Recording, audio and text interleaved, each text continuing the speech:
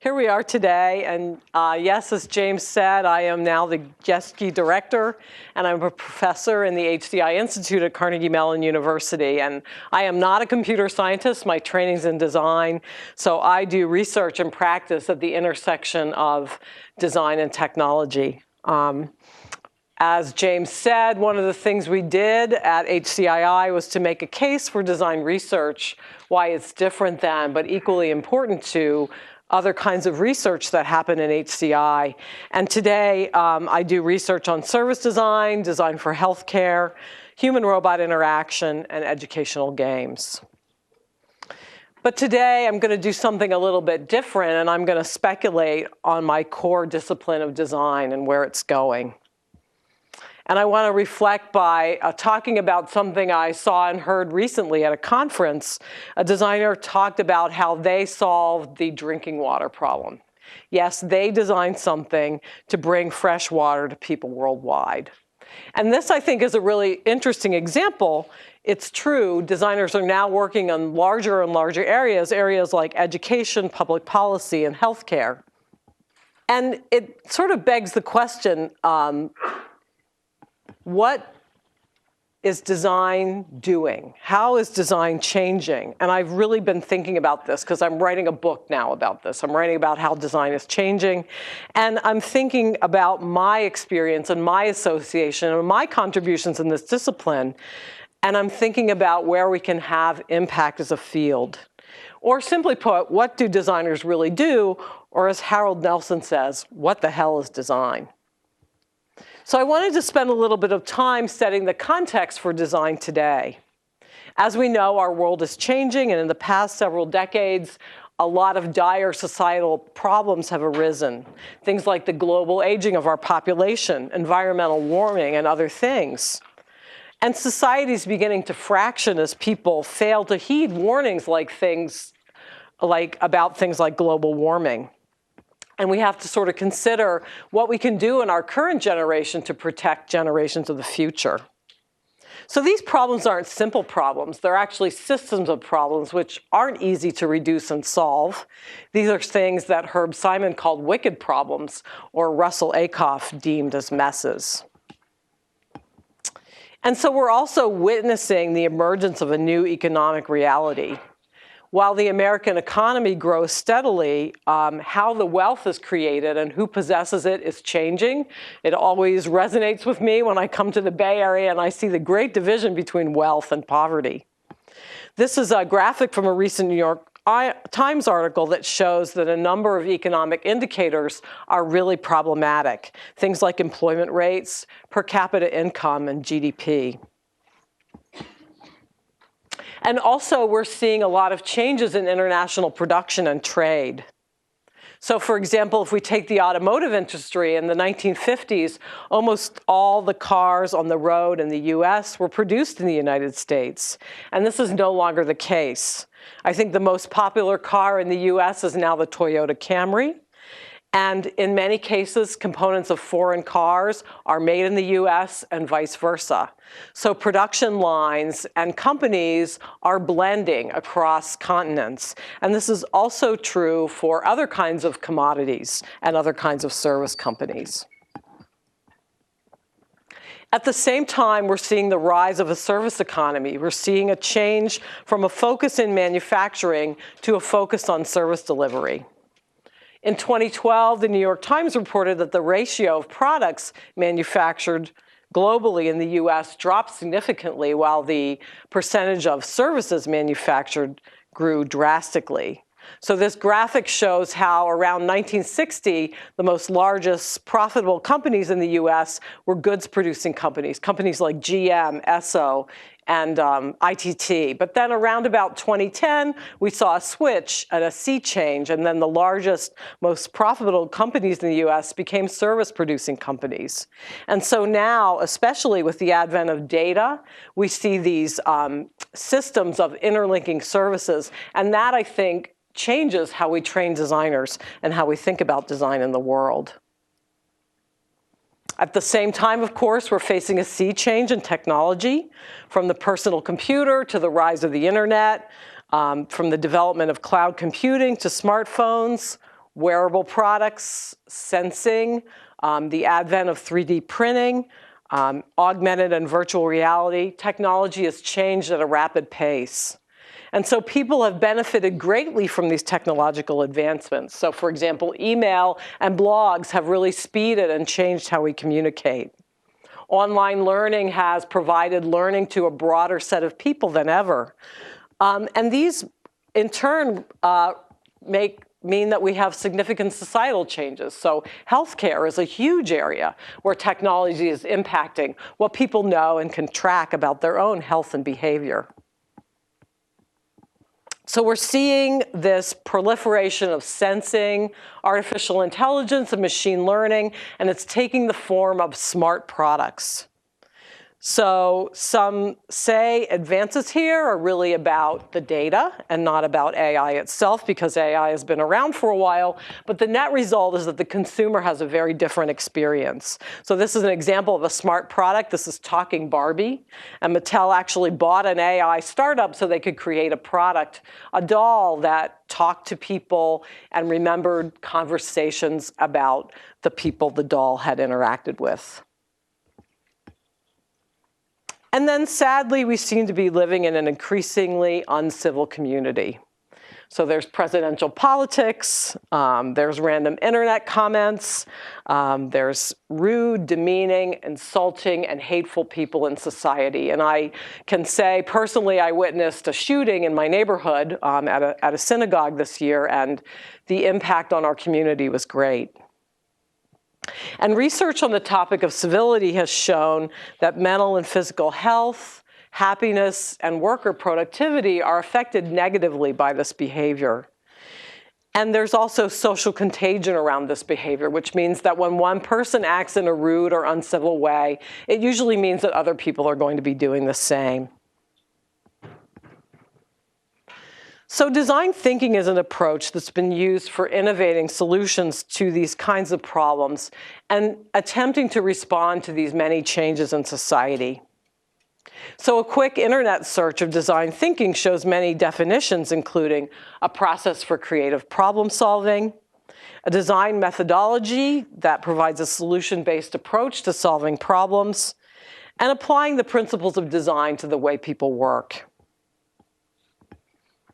And design thinking has historic precedents, and I want to talk about these a little bit to continue to set the context for design. So Raymond Loewy formulated the Maya principle, which stands for most advanced yet acceptable. And this was around the time of 1940, World War II era, the push of production in the US, the push of products. And this idea expressed that product designs are bounded by functional limitations, but their acceptance is what is framed by social expectations. So functionally, a product does something, but then again, there's a whole nother layer of expectations about what people are doing. The timeless way of building referred to work in architecture by Christopher Alexander. And I'm sorry, I'm losing my cursor here. There we go. And this was work that expressed how buildings functioned, had to take the user's needs into consideration. So again, this grew from architecture and this movement from not only making buildings that were functionally strong, but that people would want to live in. And then the Utopia project, which happened around the 1980s, really had a concern in co-design. So technology was changing how people did the layout of newspapers. Workers were concerned about losing their job, and Project Utopia responded with a co-design process where technologists worked with workers to empower workers to stay in the workforce and use technology in new ways.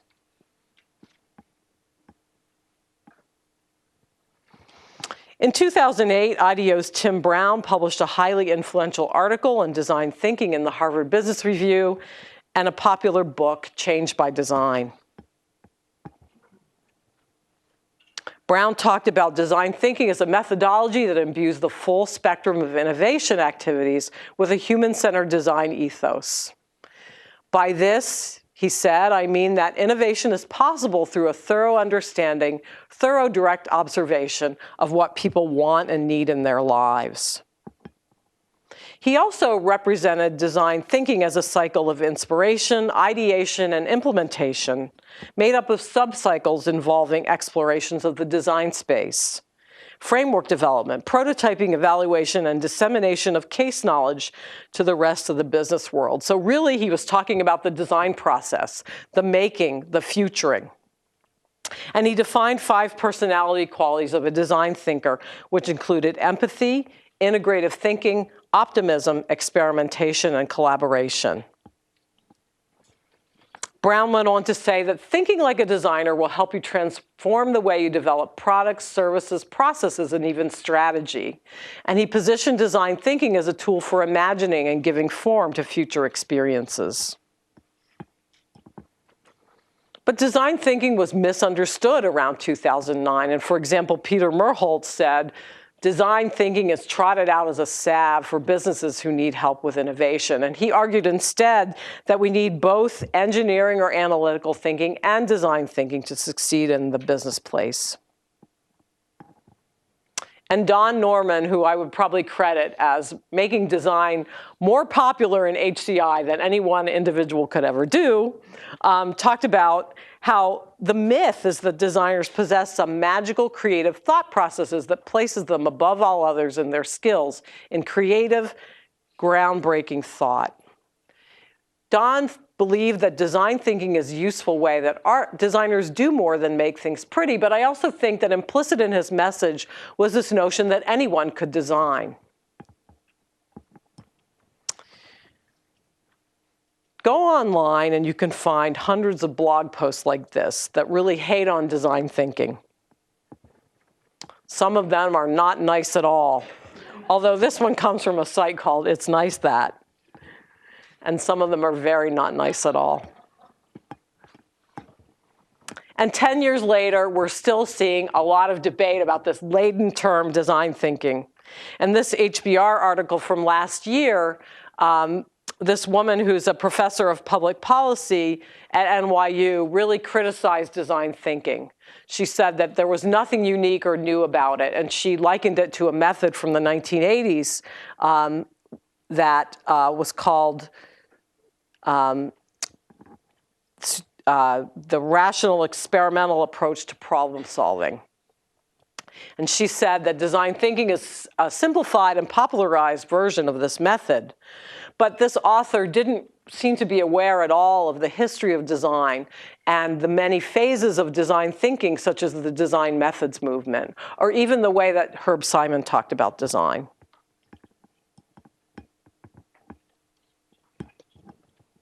So I really think that design thinking has offered a lot of benefits to the world in the many forms that it has been talked about. I think that no press is bad press, even at the time that people have been talking about this. And if you continue to search on design thinking, there's more and more. And Sean told me this morning he saw yet another article in Harvard Business Review that I didn't get a chance to look at.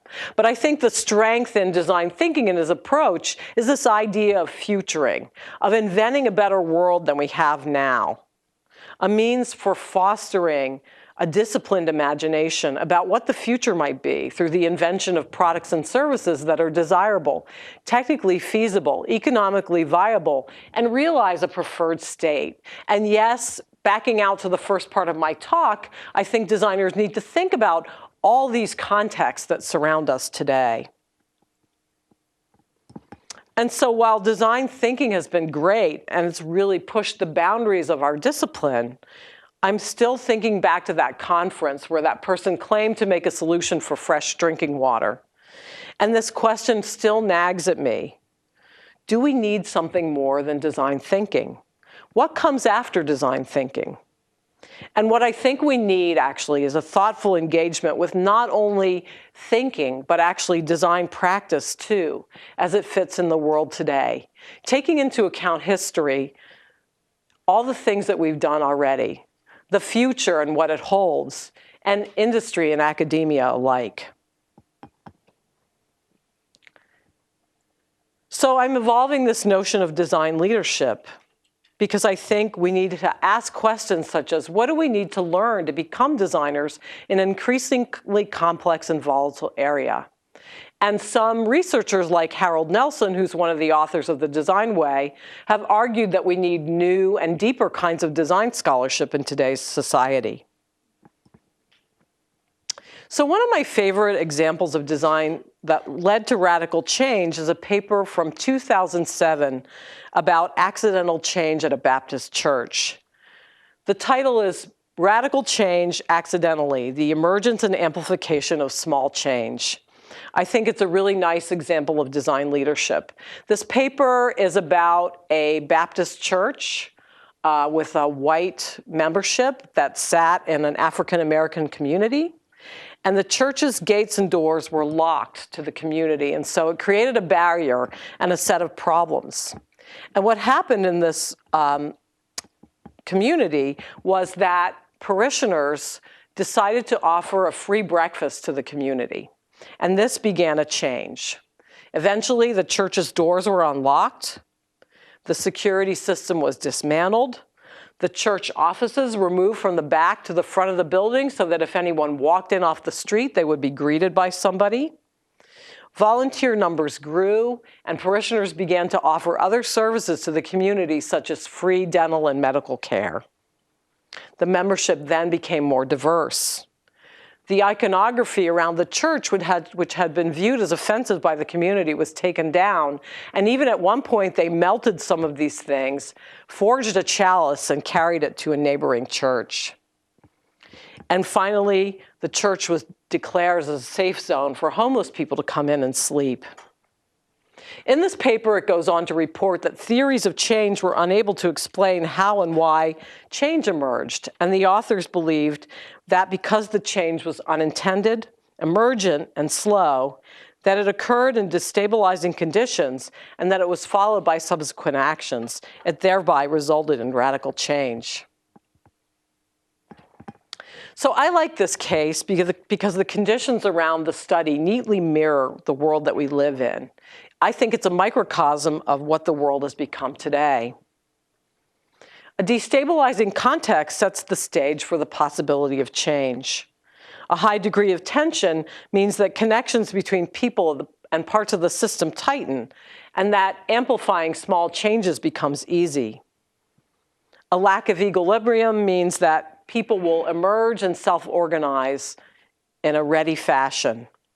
And in this context, novel changes are often more accepted and result in larger change. And so in this way, continuous change, this dynamic interaction of conditions, some intended and some unintended, foster a pattern of change that is radical and often beneficial to the world. So I'm interested in how we can train designers to enact radical change in today's world. Students want to do this as they focus on problems of larger and larger interest. And this is a really challenging question for design teachers because we know we still need to teach the basic skills, but we want to push the boundaries at all times. So we want to be able to train students to do things like identify problematic situations. And this suggests that the designer's judgment is going to play a role in what problems we pick and what we decide to improve.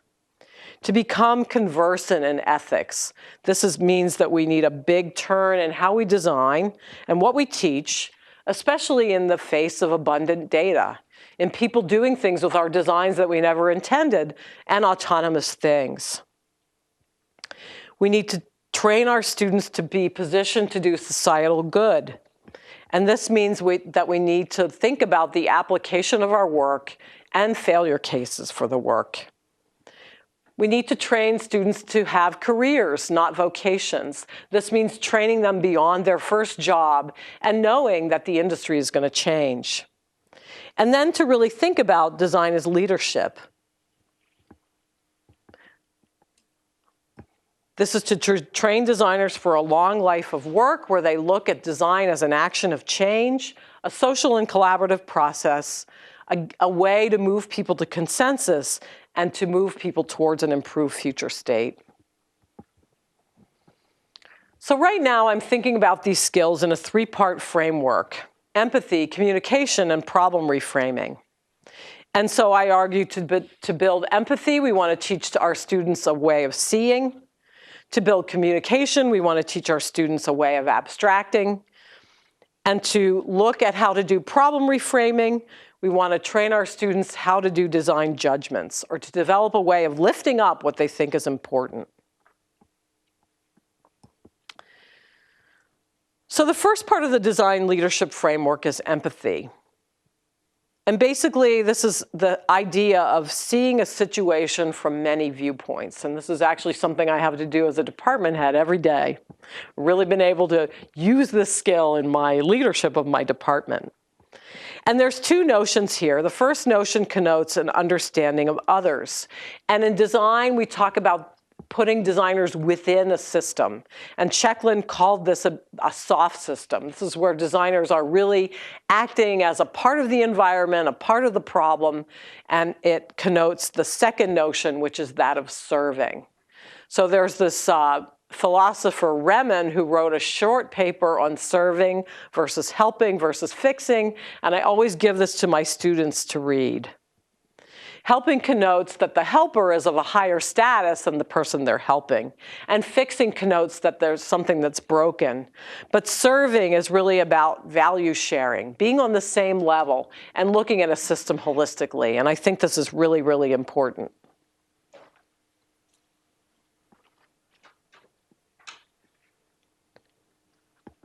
So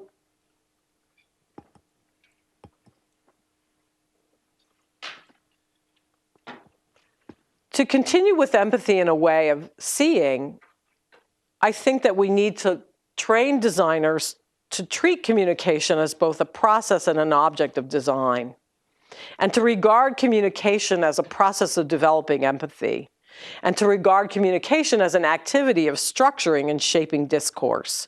So for example, we could use design as a tool for creating communication products that would affect domains ranging from entertainment to justice, from plans to policy to information and interaction.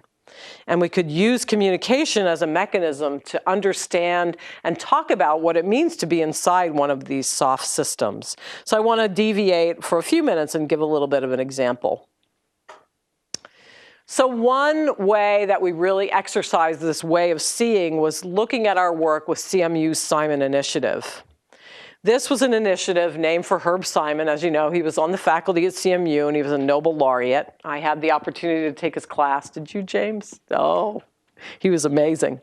And this project was set up at CMU to sort of foster cross-disciplinary learning at the intersection of technology. So how are we going to train people using online learning tools in a way that makes them competent and able to participate in society today? And as you can see, one of the statements in the strategic vision which was developed said, by 2025, Carnegie Mellon students will be well-versed in writing and communication. So we really began to think about this. We had this initiative where projects were spanning things like educational data mining and machine learning, but at the same time, we're talking about writing and communication. That seems really, really different. And what we began to realize as we immersed in this context of our campus is that there's a lot of siloing on campus. So we returned to this idea in the strategic plan. And they wanted to use design and communication to help people coordinate and think holistically across this multi-tiered Simon initiative. And that's why I was asked to join the project. So a quick survey of CMU is that we have 28 academic units, and I would say about 25 of them, the first language is math, right? People are learning engineering and core technology skills. And students are focused on getting that first job. They are stressed out, and they are on a mission to succeed from the time they enter as a freshman until they leave. And so there isn't a lot of space for writing in the curriculum. Undergrads and grad students take one writing course, and they never revisit communication again in their former curriculum. Yet, communication feeds into a career trajectory and makes an important part of a leadership role. So the vision we created used design as a mechanism to create a communication platform. And I'm not going to go over this in a lot of detail, but basically what we did was we did a giant survey of what was going on using design methodology, and then we suggested a solution, a comprehensive physical and virtual place informed by expertise in communication pedagogy, the learning sciences, and technology. So we were able to bring a way to bundle these things together and offer a full inventory of communication skills offered at CMU, not only for students, but for people who had to teach, for people who were teaching engineering, who might realize that this is also important. So these services would be accessible to faculty, students, staff, academic advisors, and even a plan for alumni. So the components of the platform, again, I'm not going to go through this in a lot of detail, but for students, we offered things like a communication skills audit, personalized learning guides. One of the things we learned was that in such a siloed place, there are a lot of resources that nobody knows about and nobody can make sense of and use. So bringing them in one place is important. A digital portfolio with human and machine learning that not only serves as an archive of what a student has done, but serves as a data source for us to evaluate how are people using these skills and how is it benefiting them in their careers. A suite of technology-enhanced learning environments for instructors to incorporate so they would address their anxieties about not remaining current in what they're teaching. But then we also realized that we needed a physical place for those who are interested in incorporating communication activities into their classes. And this would serve as a symbol that we were serving the community by having a physical place where people could go and interact and ask questions. So this is a schematic of what we designed. But returning to design as communication here, I was brought to the project initially to asked to simply design a website about this platform. But my design work was quickly recognized as a method to assist in the design of this organization. And I then became one of a team of 4 people that reported to upper administration about what we should be doing here. We had 2 faculty from the English department and a learning science researcher and me. And we also had an anthropologist studying our team. So a lot of the elements in our solutions already existed. And the idea was to bring them together in a holistic fashion. Of course, we received a lot of hesitancy and people pushing back around our work. So what we did mostly was we served inside of the system. We listened and we promoted and we made connections. And we helped people to see that what we were creating was something that people would enjoy and want to participate in, rather than viewing it as another layer of red tape. So the second part of the design leadership framework is communication. And I think of communication as all the artifacts designers use to make the future tangible for multiple stakeholders. So these can include ideas, sketches, prototypes, and pitches, but also things like seeking patterns, looking for commonalities, and techniques that maybe shape the possibilities for communication. So some research has offered the idea that the relationship between interaction and communication, which is a central problem for communication theory, is also a problem for design. So to address this need for communication, I suggest that we infuse design leaders with new ways of abstracting.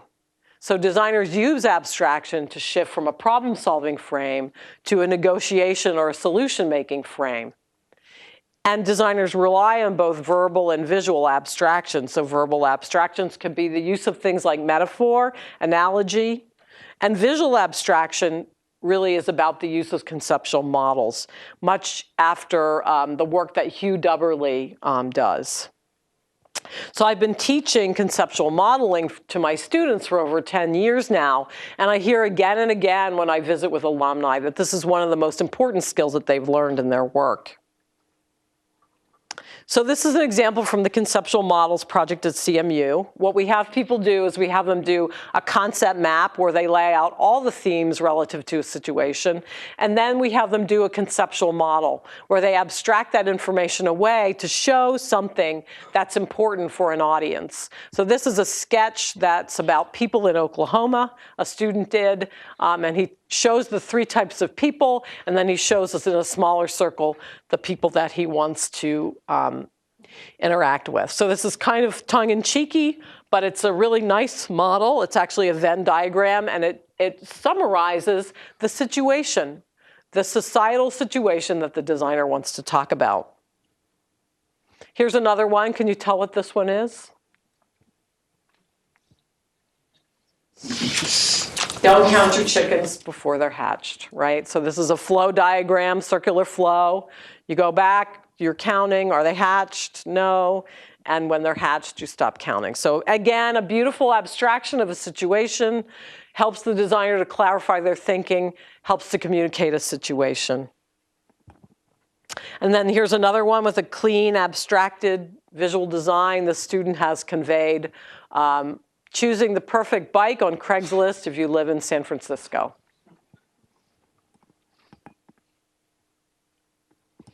So the third part of the design leadership framework is problem reframing. So this is looking at a problem and interpreting it in new ways. This is a key characteristic of design thinking, and I think if there's one thing that we teach people about design, this is probably the thing that they should carry away. So abstraction is one process for doing this, but we can also look at other processes like metaphor, analogy, and conjecture. So there's many barriers, enablers to how people frame problems. We can be fixated, we can have a constrained mental model, we can have resistance. Remember the people in the Simon Initiative felt resistance until we found a way to lift up and work around their limitations and thinking about what the future could be. And then we have enablers like models, engaging other aspects of context, looking at conjecture, essentially turning things around. So to address a need for problem reframing, I suggest that we infuse design leaders with a way of lifting up. We can use problem framing to develop a set of possible actions to advance towards a design solution. And we can use reframing as a process of adopting new frames to interpret design context. We can bring our values as designers to the frames that we use to change and work with these problems. Of course, they are value-laden, but they can change based on one's experience of design. So I also think that part of education is offering a broad perspective about society, giving people waypoints to understand and find, and this is something that was lacking in my own design training. These concepts are really difficult to teach, so I think the best way to do it is to use a master and apprentice approach. And so as one example of design framing, I want to talk about my colleague John Zimmerman's work on decision support tools and implanting heart devices. A VAD is a mechanical heart device which is often implanted in a patient as a last resort to keep them alive. And almost all decision support tools for these devices fail when they move from lab to clinic.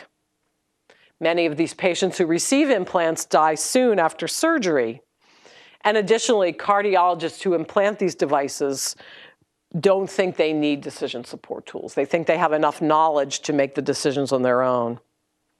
So the challenge here was to design a decision support tool to decide when to implant a VAD, and to do it in a way that improves medical outcomes and would be one that clinicians would accept and use.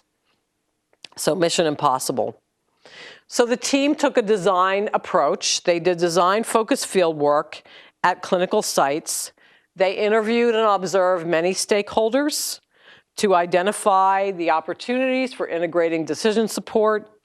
They looked at rounds, they looked at meetings, they looked at hallway conversations, and they synthesized this work using affinity diagrams and service blueprints. And so this was a little bit of what they found. They identified basically 3 patient pathways that could lead to the implant of one of these devices.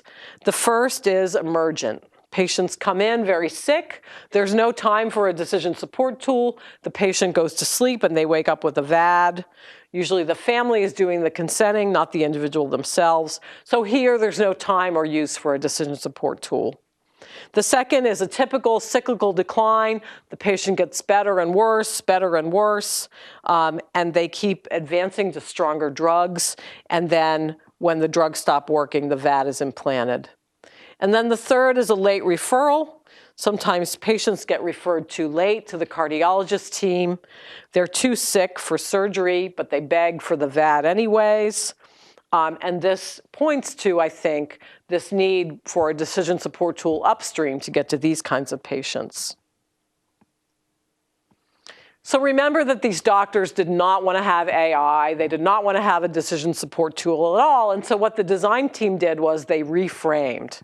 And they ended up embedding this technology in a PowerPoint slide generator.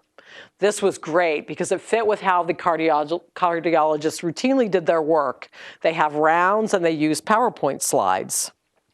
This came from the research team as a result of reframing and pivoting and repurposing how AI might work with a decision support tool that might benefit how these cardiologists work. This system doesn't interrupt what clinicians do, nor does it detract from the way that they make decisions.